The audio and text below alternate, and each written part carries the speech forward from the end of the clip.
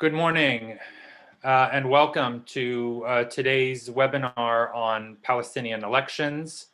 My name is Khalid El-Gindi. I'm a senior fellow at the Middle East Institute and I direct the program on Palestine and Palestinian-Israeli affairs. Before we get started, just a few quick words of introduction. After years of political division and stagnation, Palestinian Authority President Mahmoud Abbas has called for the first national Palestinian elections in 15 years to be held this summer. The elections will be held in 3 phases, starting with the PA's Legislative Council on May 22nd, followed by presidential elections on July 31st, and culminating in elections for the PLO's long dormant parliament in exile, the Palestinian National Council, on August 31st.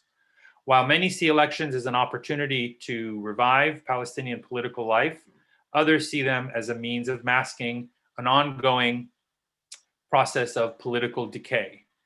To help us better understand the who, what, and why of Palestinian elections, we've assembled a really stellar panel of experts. I'll introduce them briefly here, but you can find their full bios on the landing page for this event on the MEI website. So first we have Nathan Brown. Nathan is a professor of political science and international affairs at George Washington University. He's also a non-resident senior fellow with the Carnegie Endowment for International Peace. He's the author of numerous books, including his most recent, Arguing Islam After the Revival of Arab Politics, published by Oxford University Press in 2016. Next, we have Dalia Hattuqa, who is a multimedia journalist based in the West Bank and alternately in Washington, D.C. She specializes in Israeli-Palestinian affairs, regional Middle East issues as they pertain to business and economics, culture, art, and U.S. foreign policy. She also writes about religion, minorities, and immigration in the United States. And third, we have Fadi Quran, who is the campaigns director for the global civic movement known as Avaz, an online community of over 65 million people that campaigns to bring people-powered politics to decision-making everywhere.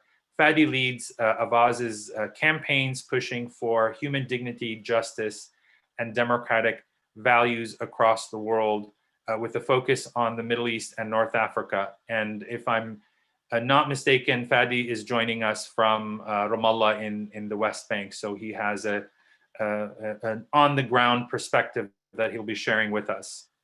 The format for today is going to be a moderated Q&A. I will start the discussion with some questions of my own for each of our panelists, but we also very much welcome your questions from the audience as well. Please submit your questions via the Q&A box at the bottom of your Zoom window. You can submit them at any time during the conversation, and we'll be keeping an eye on that, on those questions, and we'll try to incorporate them into the discussion or perhaps get to them before the end of the webinar. As a reminder, today's event is being recorded. Also, if you have any technical problems, please put those in the chat box. So with that, I think we're going to go ahead and get started. Delia, I want to start with you to help kind of set the scene for us. It's been 15 years since the last national election. Why is there a push now after all these many years? How did these elections come about? And also, if you can talk a little bit about what is the logic behind the sequencing of these elections, the PLC, presidential, and then elections for the PNC. If the goal is to revive the Palestinian national movement, wouldn't it make more sense to do it in reverse, start with the PLO and the PNC, or at least achieve, a broader kind of consensus of the various factions, some of whom aren't even part of the PLO. Also, since the PNC has never really been elected, how likely is that election to take place? How likely are any of these to take place? We will answer that question as we go. But give us sort of the broad overview of how these elections came about and why they're significant and why now. Thank you, Khalid. I'm really happy to be here along with Nathan and Fadi. I'll take just a couple of these thoughts that you laid out because there are so many threads here and some of them are intertwined and some of them are not. The elections may be meant to bolster the credibility in the institutions of the Palestinian Authority, but I don't believe that they're meant to revive the national movement. Much like Netanyahu's reaction to the peace process over the past decade, I don't believe Abbas, or for that matter, anyone in Hamas either, would participate in a process that they couldn't scuttle whenever they wanted to. This is to say that they're okay with elections as long as they can control the result. This is why having someone like Nasser al-Qudwa, who's Arafat's nephew and a former minister and a UN envoy for Palestine, why his list entering is a wild card, and Mohammed Dahlan's list too. The latter, Abbas was ready to handle alone, but Al-Qudwa, now that he has Marwan Barghouti's blessing, complicates things quite a bit in that respect. Now for the PNC, though it's meant to set the agenda of the PLO's executive committee, as you said, elections have not been held, so the executive committee has appointed members to the PNC. Further, the PNC appointed members to the executive committee in 2018, all Abbas loyalists. As you can recall, Abbas personally ensured that critics like Yasser Abd Rabbo were left out without any participation of the Islamic groups or the largest leftist group, which is the PFLP. So these two bodies have become largely insular and even incestuous, simply relying on Abbas's direction. Now, let's look at why the elections are being held now. I think there's a number of reasons. The whole idea of holding elections wasn't about getting the Palestinian political scene closer to democratic renewal. I think this was a carefully choreographed dance. It's an attempt by Abbas to get in the good graces of Joe Biden's new administration, all while showing the PA's Western donors and the international community that it's committed to democratic norms. It's also about Abbas gaining some semblance of a mandate since he's been ruling for over 15 years. I think Abbas hopes that getting Biden's approval will bring about a return to peace negotiations between Israel and the PLO, which is the PA and the PLO's only reason for existing at the moment. And lastly, I think normalization also had something to do with it, which is the normalization between the Gulf and some of the Gulf states and Israel. Because rather than insisting on land for peace and offering normalized ties only in return for a full Israeli withdrawal to the 1967 lines, Arab governments have given precedence to self-interest. So for Morocco, it was US recognition of its control over Western Sahara. For Sudan, it was the removal of sanctions, US sanctions. And for the UAE, it was access to advanced US arms. And I think this left the PA isolated and worried, and they had to do something. And this is the most readily available solution, so to speak, that they had at hand. Thanks, Dalia, for setting the scene for us. Nathan, I want to ask you to sort of flesh out the picture a little bit more for us in terms of the legal and institutional environment that these elections are happening in. So we know, for example, there's a new election law that is for the Palestinian Legislative Council that's based on proportional representation, which is different from the system that was in place in previous elections. So what are the implications of this new law as compared to the previous one?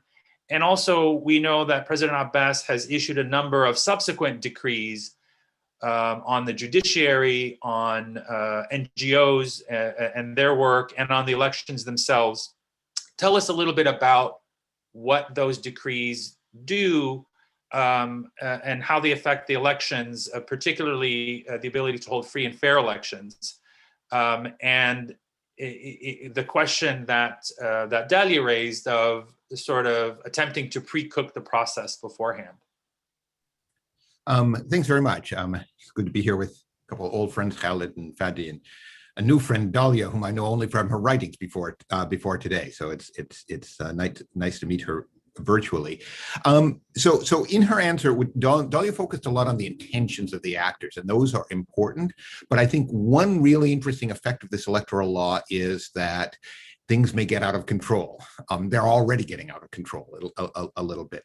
So Khaled, you mentioned sort of a series of decree laws. In a sense, Palestine has been, or the parts of Palestine controlled by the Palestinian Authority have been ruled by decree law since 2007, since the split. Abbas has simply been issuing decrees. And a lot of the most recent ones have to do with, I think, centralizing control, over the judiciary, over other kinds of institutions, exerting more control over NGOs, and that sort of thing. What's remarkable, though, to me, is that the motivations of the actors that Dalia talked about are strong enough to have both sides make real concessions here, right? So Hamas has accepted an electoral law that was issued by presidential decree, well, at a time back in 2007 when Hamas said, hey, wait, the PLC is still functional. So they're accepting that. And Abbas basically finally conceded about creating a neutral elections court. And this existed for previous elections and has more credibility than the Palestinian judiciary that he's asserting more control over. But let me just say something about the electoral law itself. And this is an interesting thing. So the major feature, the switch to PR, to proportional representation, I think could have very, very significant effects. And maybe we can talk about those. But the reason why that shift was made was back in 2007 at the split, so that if the Ramallah leadership didn't control Gaza, they could go ahead with elections without having Gaza represented, without having those districts represented. So, that's an old set of circumstances. And it's one reason why I say you have to go a little bit beyond the intentions of the parties. They're kind of stuck with this electoral system that was designed to manipulate against Hamas for elections back in 2007 that never took place. And they're stuck with it, and it will have real effects. If there's a danger, I'd say, that's lurking in the legal environment right now for these elections, it's not all these decrees or the election law itself. It's a constitutional court, which could, Dalia mentioned your ability to sort of step in and stop them,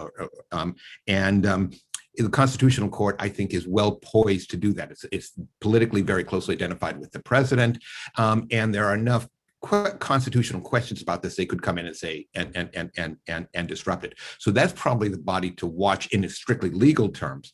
But overall, what I'm impressed with is just how much these elections seem to have had a momentum, despite the fact that there's only sort of short-term and tactical reasons for the various sides going ahead with them. Yeah, thanks for that, Nathan. Fateh, let's talk a little bit about that momentum on the ground and what that picture looks like from your perspective. According to Palestinian election officials, something like 93% of eligible voters have already registered or been registered to vote, and yet there's a skepticism that elections will even take place and take place on time. So, you give us a sense of what the temperature is there on the ground in terms of public enthusiasm or skepticism about this process, particularly, as Nathan noted, given the very short time frame that there is for campaigning. What does that mean for the smaller parties and younger candidates and so forth in terms of organizing effectively? But first, give us a sense of where the Palestinian public is as you see it, and also how mobilized is Palestinian civil society with regard to these elections? Thank you, Khaled, for that question. And it's good to be with all of you here. As Nathan mentioned, old friends and new friends. The kind of beginning with the number 93%, what I want to say is that numbers can be deceiving. So I know in the US context, seeing that scale of people signing up to or registering to vote is potentially high. But in Palestine, people, it wasn't that elections were announced and then people started registering. A big proportion of that number were already registered through different bureaucratic processes. The election committee was registering students in universities long before elections were announced. And of course, in many ways, it's excellent that there's a lot of people registered. But on the other hand, it shows you, a problem, which is because elections were announced so many times, there were so many voter registration drives throughout the last 10 years that basically anyone who registered once is there. So I don't want us to confuse that number, with the idea that people heard elections were coming and then ran to sign up to it. But on the other hand, I do want to speak to when elections were first announced, there was excitement within a broad section of Palestinian society because things have been so calcified and stuck, and people have been repressed by the PA and Hamas and by the Israeli occupation at large, that people were thirsty for change. And you saw, conversations pop up, across different villages, refugee camps, and there was talk about, well, what will these elections bring? Sadly and slowly, though, that excitement began to die down as some of the restrictions that both Dalia and Nathan mentioned began to come up. So for example, it became clear that the voting age was going to be restricted. It became clear that they were only going to give, for the PLC elections, a period of almost less than a month for people to campaign, where different groups are allowed legally to campaign, which meant that if you're an old well-known party like Fateh or Hamas, you already have that presence. Whereas if you're a new party, a month is no time for you to actually introduce yourselves to people. And then it became also clear that this wasn't really designed to be a competitive election to bring in new ideas. It was designed as a power-sharing agreement between Fatah and Hamas, where Hamas were designing their whole electoral campaign so that they don't win, based on their agreement with Fatah in Cairo, to ensure that there's kind of the status quo continues. And that's when the excitement began to die down. And last but not least, though, I do want to say that there are 36 lists now that are signed up to run in this election. About 30 of them are new lists. And so there's still a level of, I would say, hopefulness, even though people are kind of jaded and they've been hearing a lot of messaging from the Palestinian intelligence and also from different Palestinian kind of leaders like Hussein al-Sheikh on Twitter a couple of days ago saying Israel's not allowing us to have elections in Jerusalem, signaling that they may back down from holding the elections. But still, there is this sense of hope that people want political change at large. And there's also a sense that President Abbas is now stuck.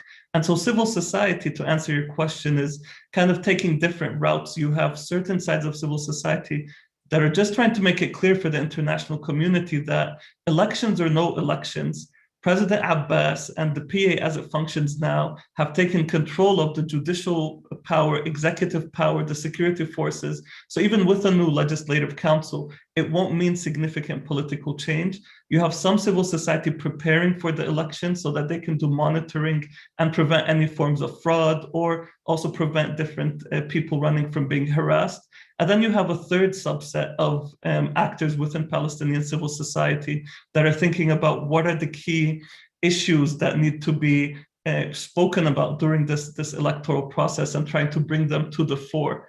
And so that's kind of the broad split with how things are on the ground at the moment. Great, thank you.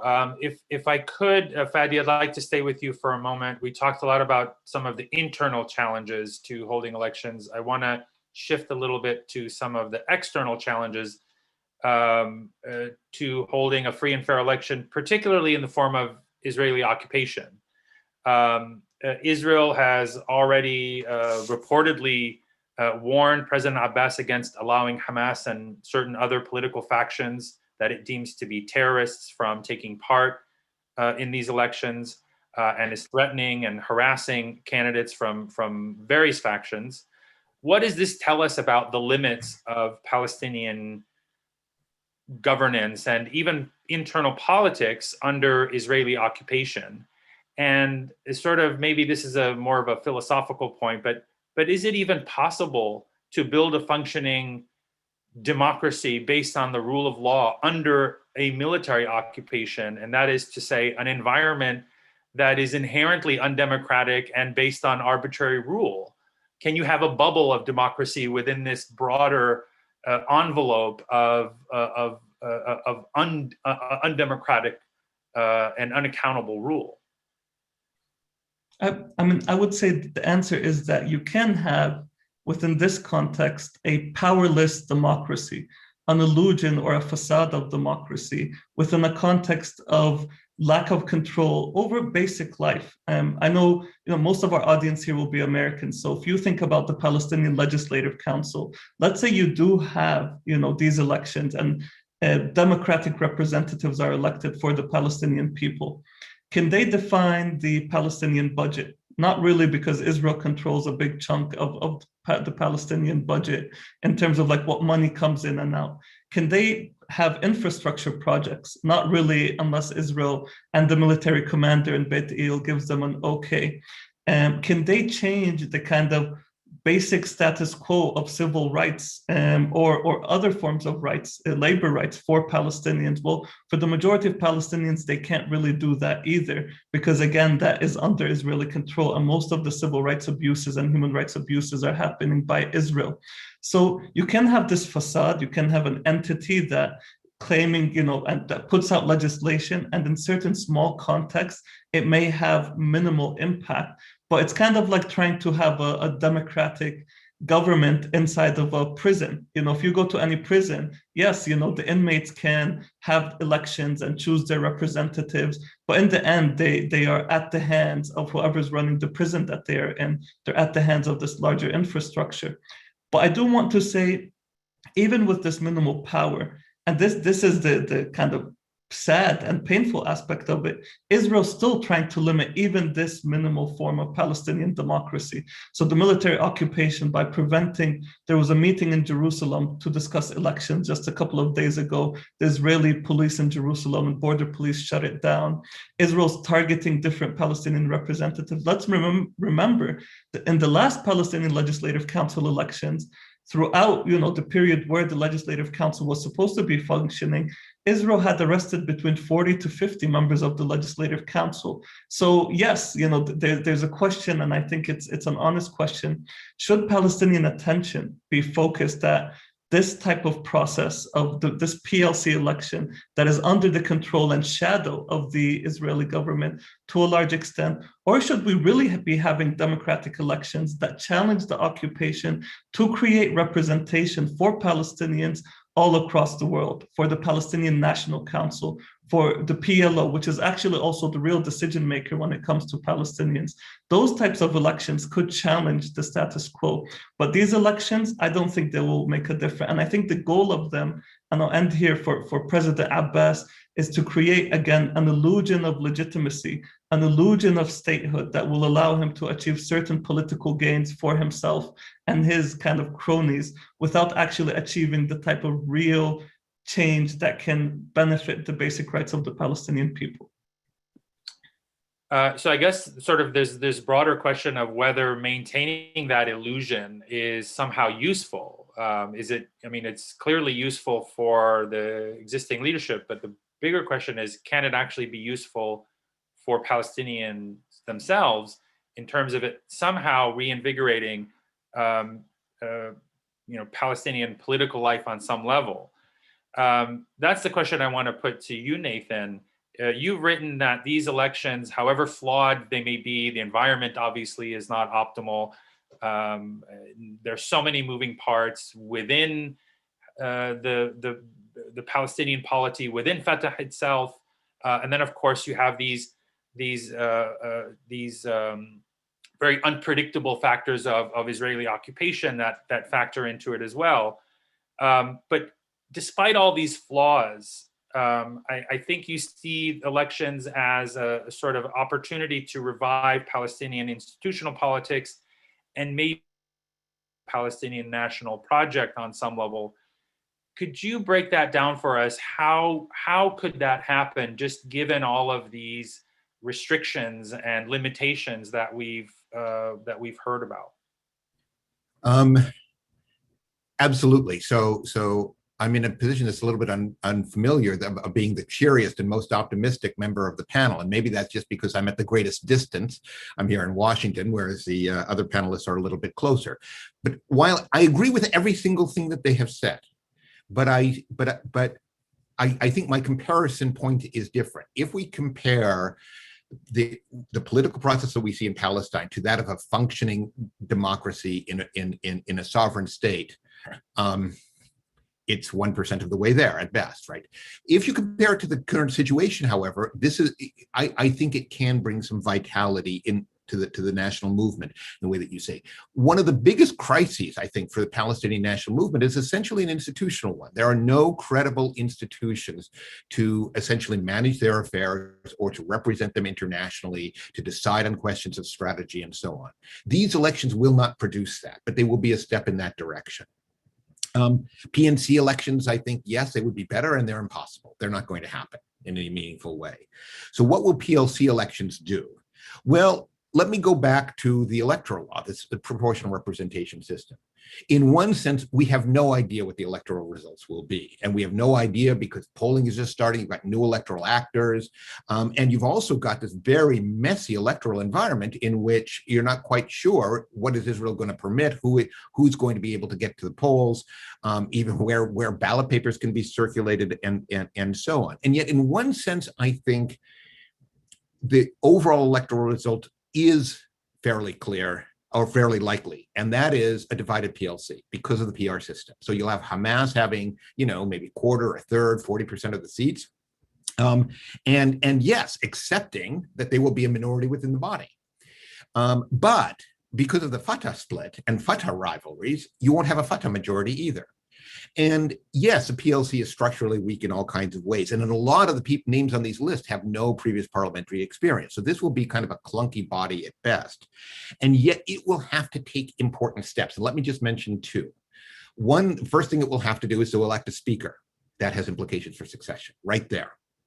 A second thing that it will do will be President Abbas has been ruling by decree for 14 years. All those decrees will have to be submitted to the PLC for majority approval. If they don't get majority approval, they're invalid. It's unclear exactly how that will work, but what that means is that this could produce paralysis, right? I mean, in plenty of electoral systems where you have split parliaments, you have paralysis. But what I think it may mean is that it doesn't mean like grassroots democracy, but it does mean that major players in Palestinian political life will have to deal with each other and will have an institutional framework and set of rules to deal with each other. And by the way, PLC deputies are automatically members of the PNC, so you'll have Hamas entering the PNC, the Palestine National Council. And so all of these are steps not towards construction of a healthy political system. I should say they're steps. It doesn't create a healthy political system. But if I compare what things look like if parliamentary elections go forward with what they would look like if they were canceled, and what I would see if they were canceled is further decay, great disappointment, and in a sense, I think one of the reasons why political actors are at this point a little bit scared about canceling elections is because they would pay a political price for it. So that's what I mean as essentially when I say processes gotten a little bit out of control. We have to look a little bit behind the intentions of the actors. There's not a lot of great strategizing going on. There's a lot of tactical thinking, but this could have strategic results for Palestinian politics in ways that will not be I'm choosing my language carefully so as not to sound Pollyannish. These will be developments that will be not entirely unhealthy for the Palestinian political system. Okay, so I'd like to stay with you for a minute, Nathan, and dig down a little bit deeper, because one of the issues that a lot of people are holding up as a reason to hold these elections is this division. You have, of course, Hamas and Fatah have agreed to hold elections, which of course is a major development, and that this somehow can help heal this division. Although there are others who say that it's really the other way around. Is you have to heal the division first, agree on sort of the basic rules of the game, and then hold elections. And as we remember, it was this, in fact, the surprise election of Hamas in 2006 that triggered the events that led to the current split. So will elections help or hinder reconciliation?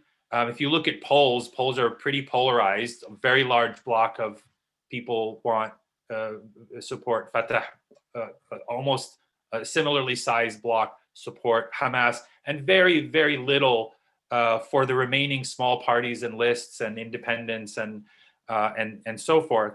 And so, you know, are the elections more or less likely to heal this this division? And what can we expect in terms of each side allowing, you know, its opponents? You know, will Hamas allow Fatah candidates to campaign freely in Gaza? Will the PA allow Hamas candidates to campaign freely? So let me sort of start with the end part of the question. No, I'm not quite sure everybody's going to be perfectly well behaved, but to me the biggest worries are less about Fatah and Hamas not allowing them to go forward, but intra-Fatah fighting especially within the West Bank, and then what Israel is going to do. Right, Israel has much more power to interfere with these elections than anybody else. So no, the elections will not be clean. They will not be fair. They will not. And so on. But if they go forward, will they heal the division? Well, heal is a strong word. No, they won't. What they will, some minimal level of coordination was necessary for these to go forward. And there's all kinds of ways, I think, in which many Palestinians feel that the leaders of the main national movements or the factions have simply failed. This generation has failed in producing anything. It's time for them to pass from the scene. That said, they're still on the scene, and they have some sort of control, and they've decided for, as I say, for tactical reasons, to go forward.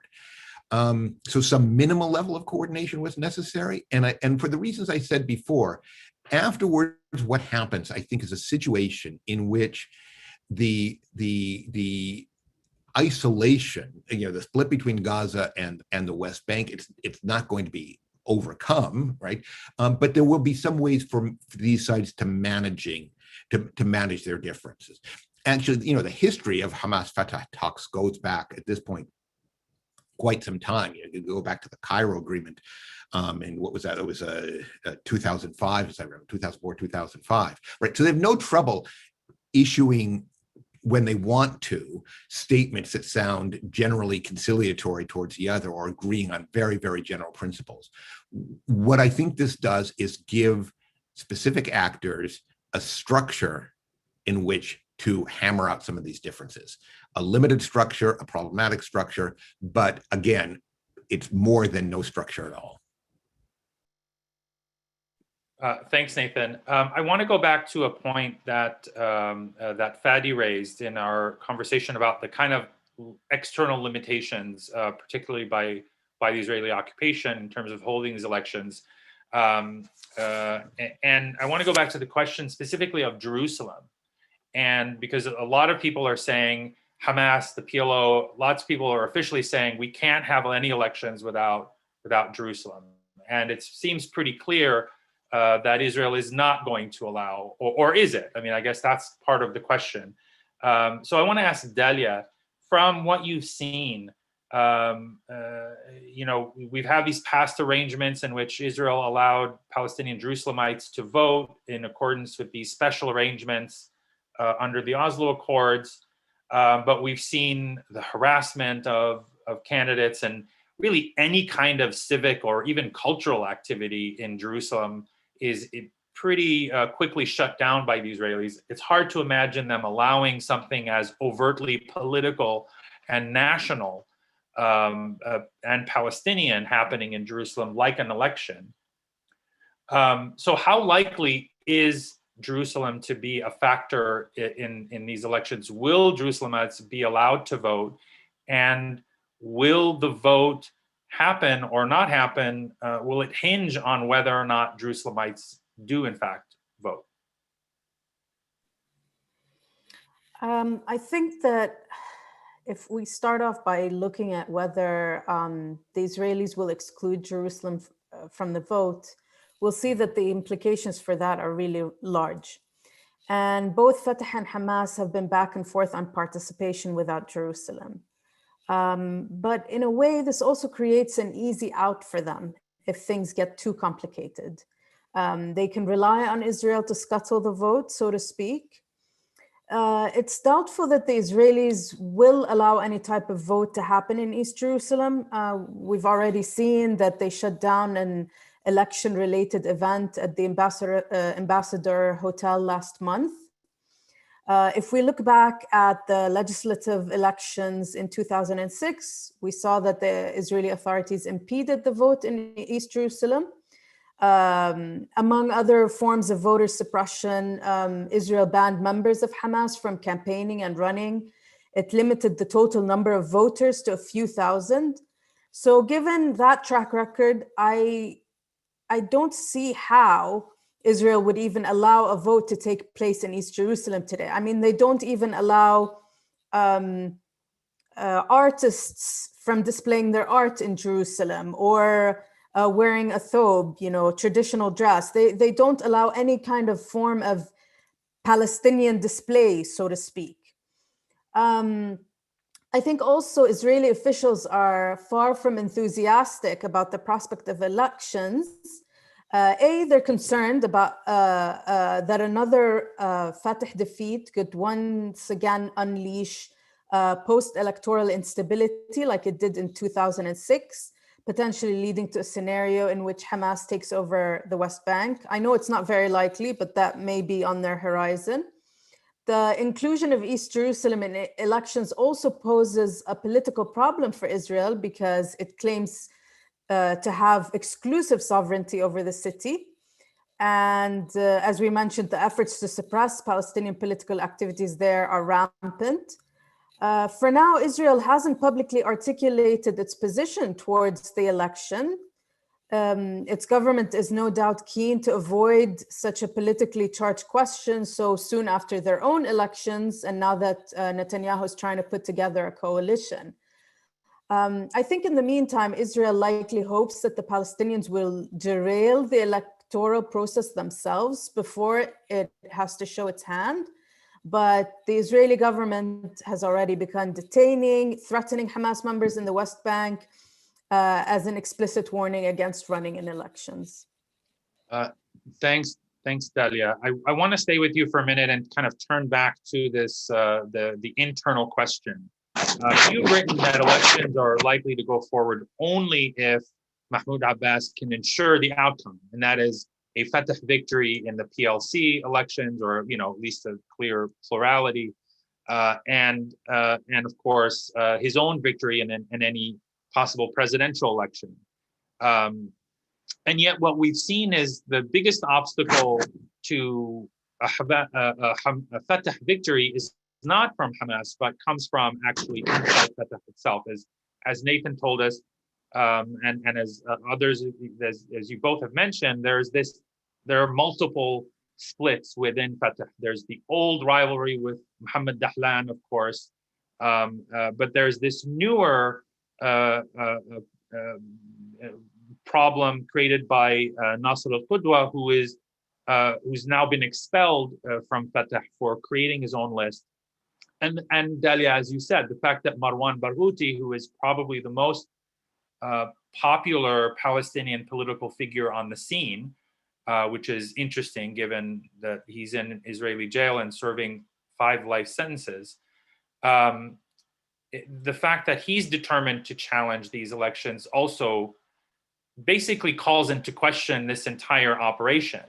Is there a way that a splintered Fatah will still actually go forward toward an election?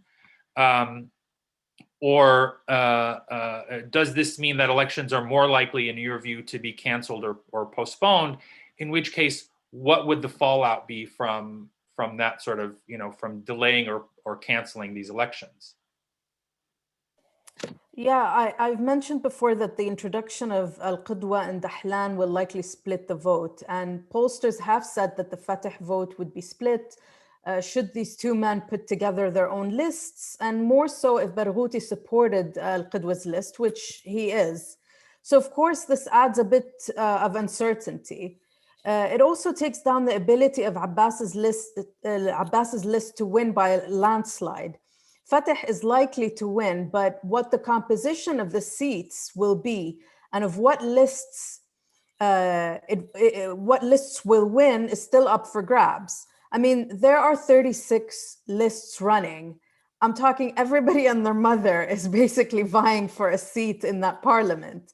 You have one list for Hamas, 3 lists for Fatah, and then you've got 21 for independents.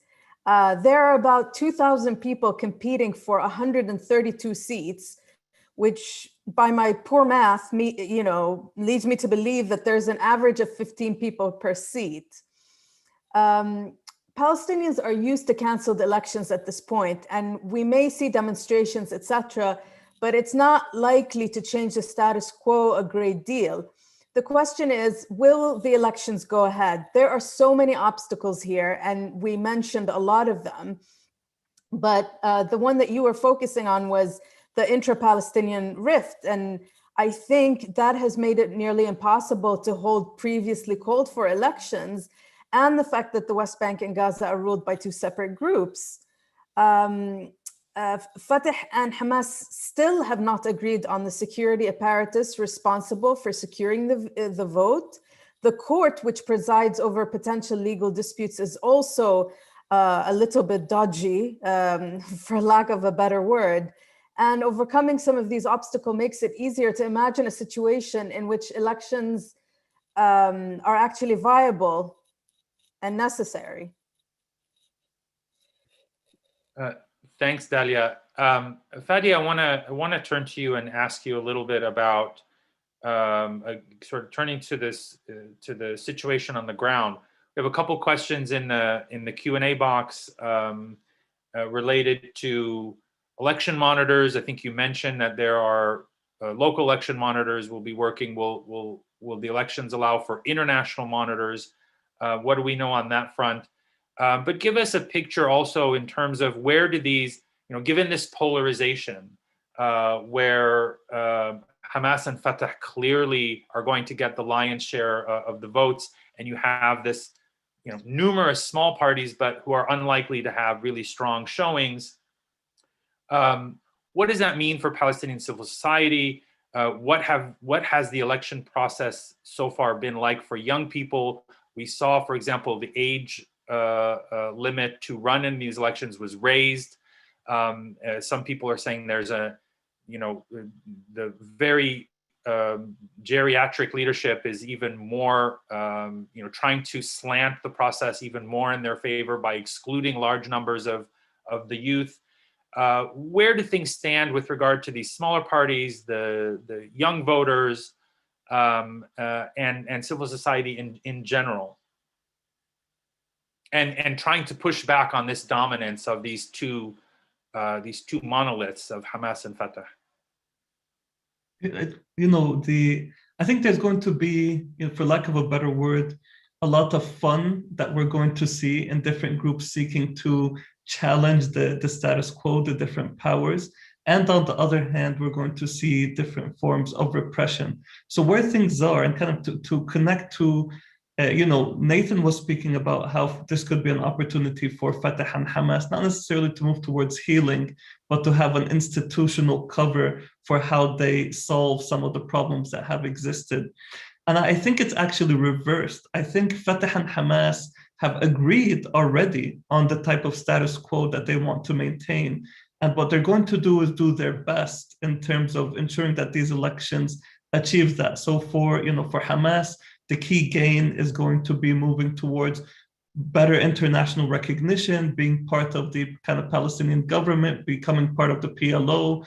And they're going to, Gaza has had a lot of weight on their shoulders. They're going to give some of that away to, the PA and other entities to carry that weight, whereas they're going to be allowed to continue their activities in Gaza. And And Fateh, on the other hand, are going to, their hope at least, and this is where essentially Marwan Barghouti and Nasser al-Qudwa's group could play the game. Fateh's hope is that Mahmoud Abbas will be able to reconsolidate his power, give himself and give Fateh with that an aura of legitimacy by saying, look, we had elections and we won. And in so doing, they will kind of be able to pull the Palestinians along. And this is the other important thing. All the presidential decrees that President Abbas has put forward in the last 10 years, I was speaking with some legislative experts, and it would probably take the whole mandate of this new legislative council 4 years to just discuss each one of them and agree on whether to drop it or not. And with President Abbas also controlling the judicial council. So essentially it seems like this is not, now there is some hope in motion. And this is to answer your question, Khalid, quickly in terms of, I think definitely on the local front, a lot of the independent groups that are running are actually former activists and organizers who were focused on very local problems, like the monopoly of the telecom companies.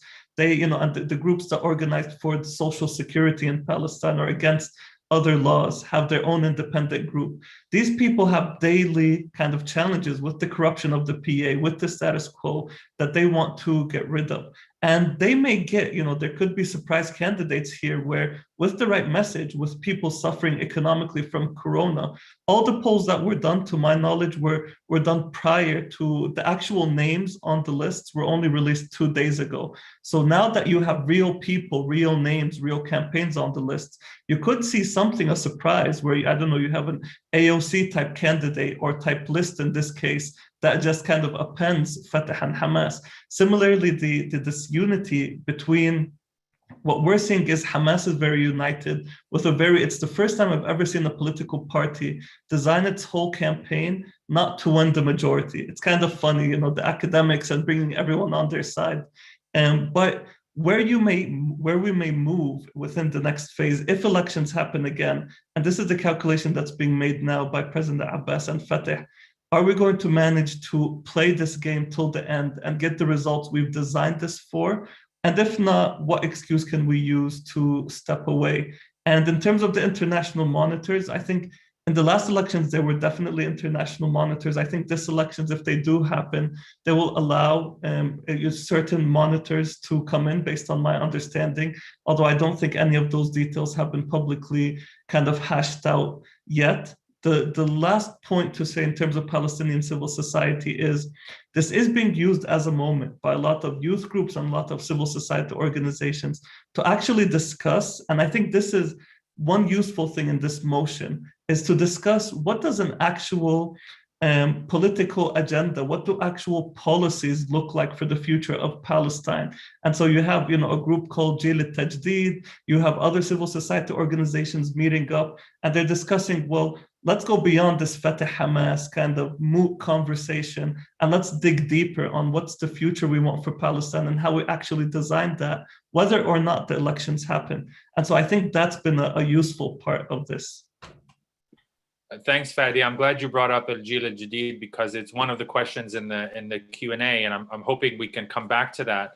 But before we do, I want to turn to Nathan, and I'd love to get your thoughts on some of these issues that we brought up, the likelihood of elections being canceled, what the fallout might be, through what means. Would it be through the court, or would it be, some sort of political consensus among all the factions would have to agree?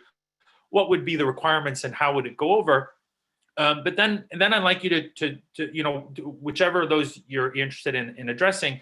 But more specifically, I want to ask about the international community, because obviously the Palestinians being the Palestinians, and given the nature of the peace process, which is,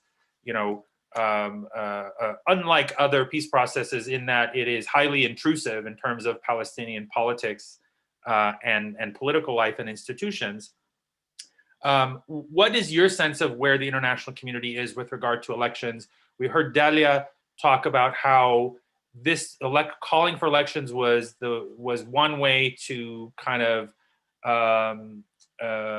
make nice with the new Biden administration as a show of, as a gesture of goodwill.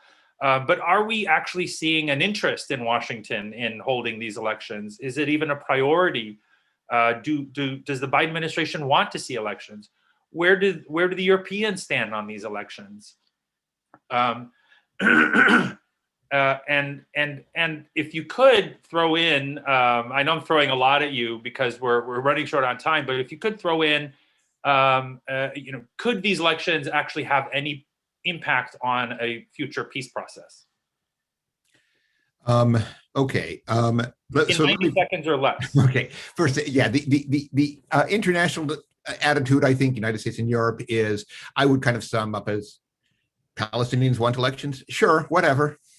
And it's about that level of priority. So there's kind of vague support, but kind of nervousness about all these questions.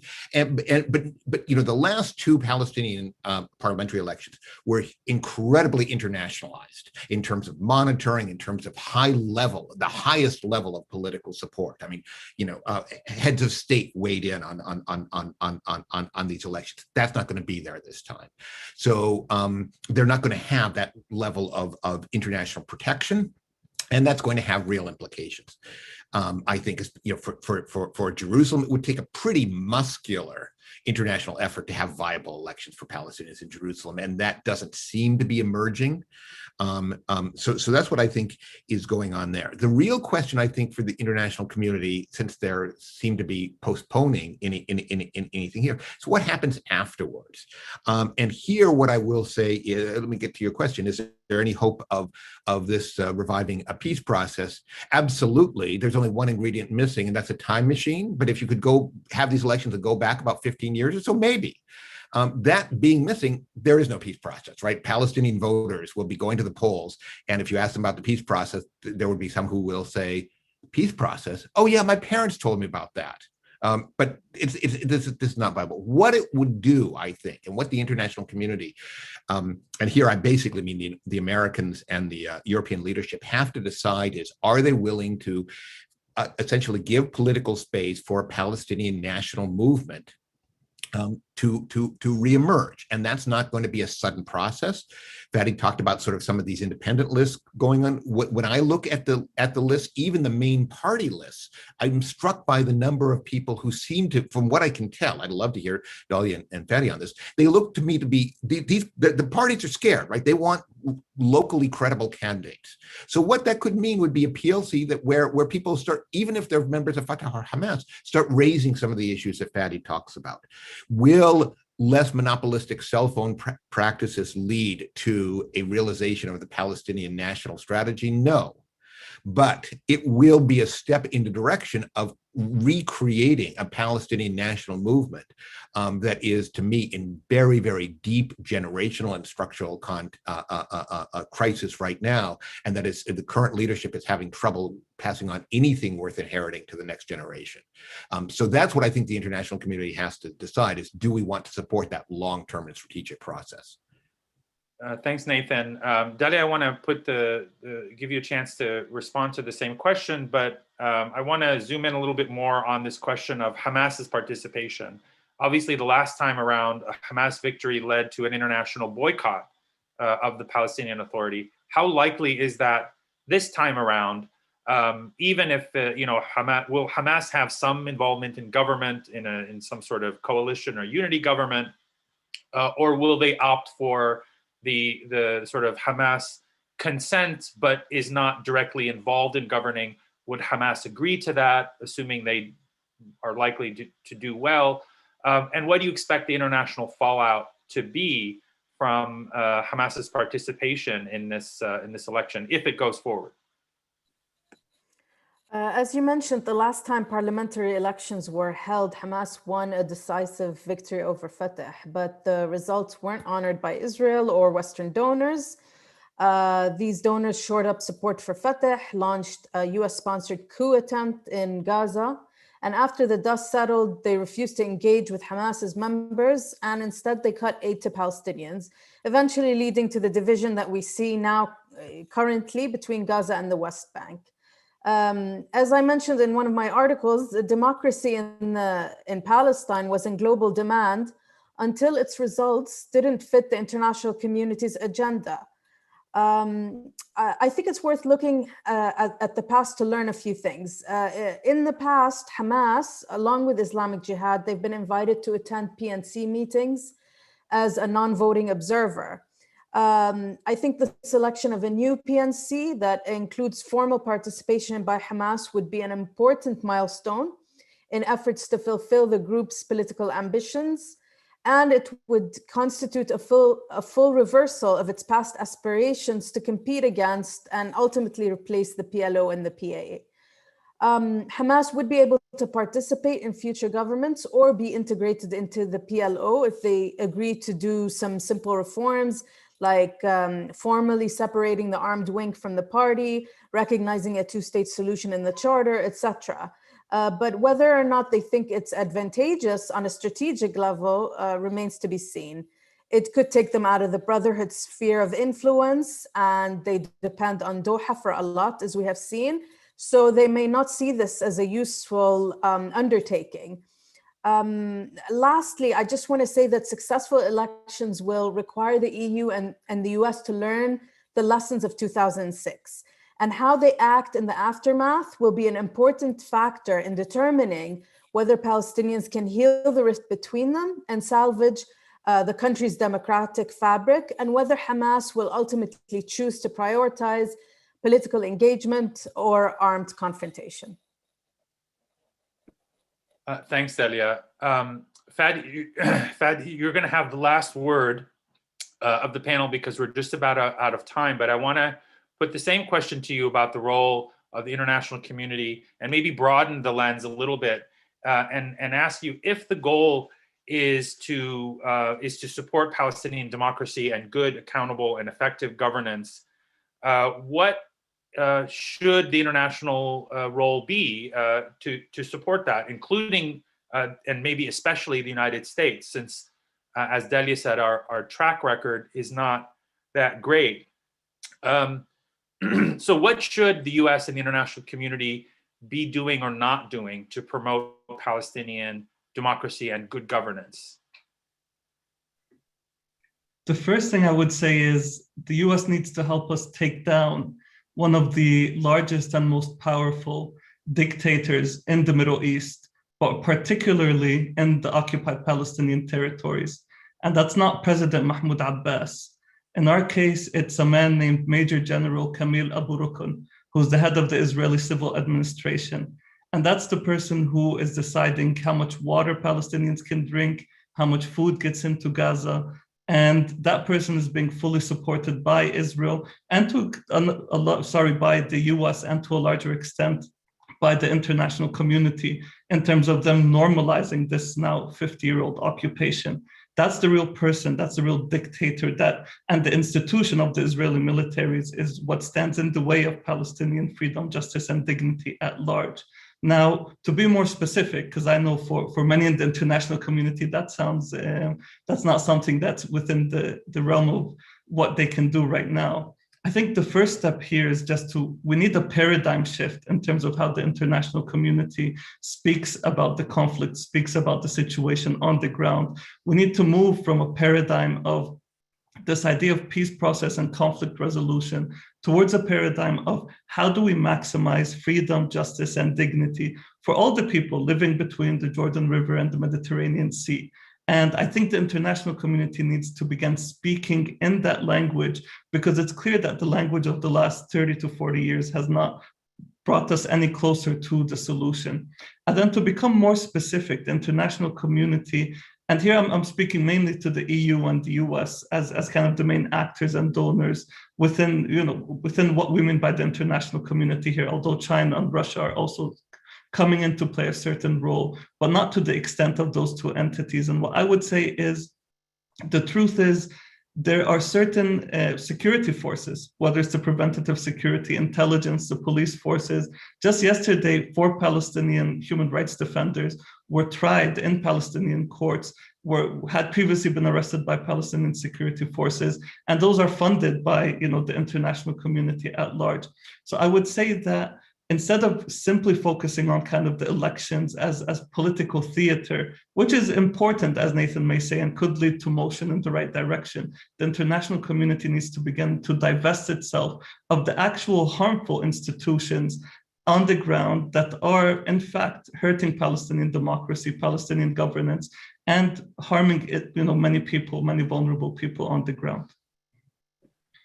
Thank you. Unfortunately, we are officially out of time. And so on behalf of the Middle East Institute, thank you to our panelists, Nathan Brown, Dalia Hatuka, Fadi Quran, for a really enlightening and rich discussion. I'm sure we could go on much longer. Hopefully this will be the first of more conversations on this subject of Palestinian politics and elections.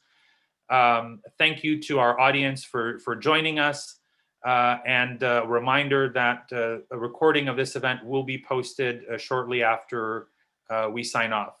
Once again, thank you, and we hope to see you back at one of our future events in the not too distant future.